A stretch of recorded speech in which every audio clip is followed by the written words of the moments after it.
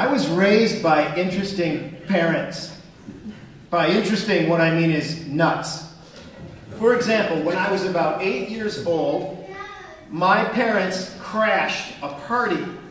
My mom and dad dressed up in costumes, and they crashed a formal dinner party of some friends. My dad, dressed in his army fatigues with a hat and a fake beard and a cigar. My mom put on one of my dad's suits and used a pillow so she would look fat, and she wore a bald cap. They were Fidel Castro and Nikita Khrushchev. Now, this was around the time of the Cuban Missile Crisis. The only crisis I had was seeing my mother wearing a man's suit with a bald cap. Years of therapy have helped with that. Then I married an interesting woman. And by interesting, what I mean is nuts. In the first weeks of our courtship, we were in the infatuation stage. We gazed at each other's faces for hours. Well, as was typical of me at that time, I made a tactless comment. I said, "Hey, did you know that one of your nostrils is higher than the other?" Immediately she said, "That's because this finger's bigger than this one." Right from the start, she knew how to shut me up. Then I went to an interesting Episcopal seminary. And by interesting, what I mean is nuts. My class was famous for creating skits and satirical shrines and funny liturgies. This is when I started my career of writing silly songs. I was the second nuttiest member of the class.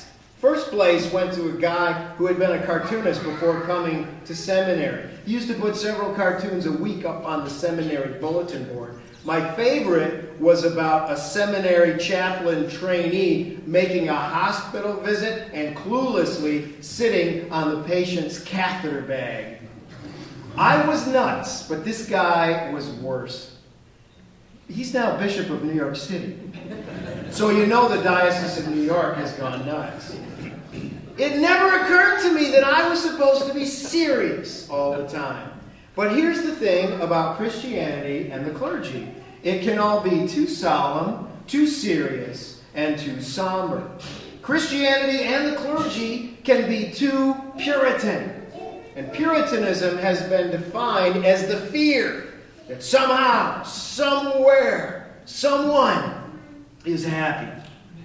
Robert Louis Stevenson was the famous 19th century novelist who wrote Treasure Island.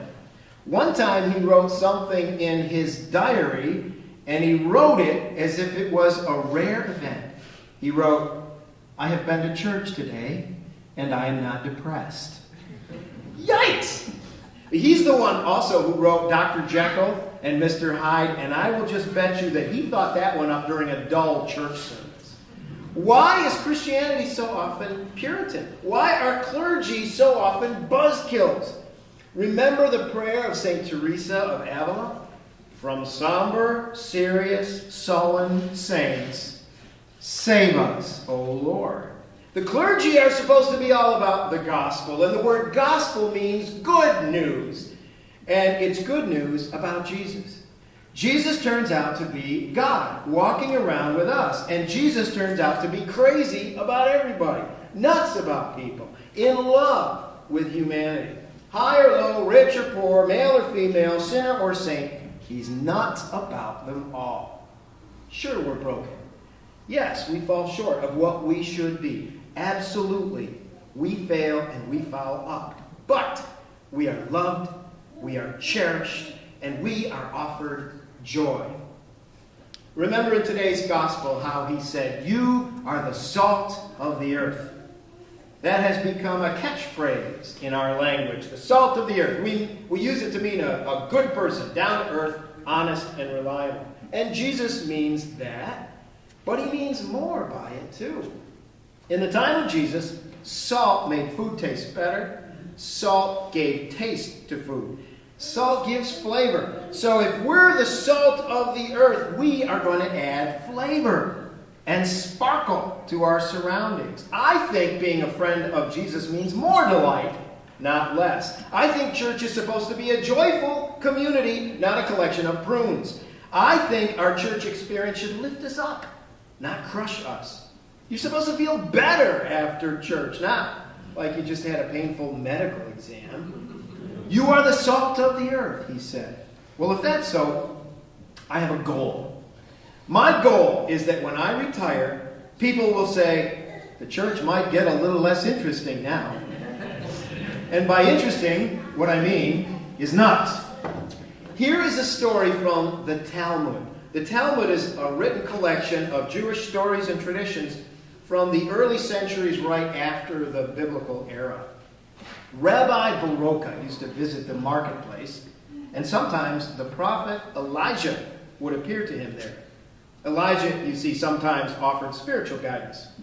So one day, Rabbi Baroka asked the prophet Elijah, is there anyone here today in the marketplace who has a share in the world to come? No, answered the prophet. But then two men walked by, and Elijah saw them and said, well, wait, these two men have a share in the world to come. So Rabbi Baroka ran after them, caught up with them, and said, tell me, what is your occupation? And they answered, we are jesters. When we see people who are sad, we cheer them up. Hear what the Spirit is saying through the Talmud.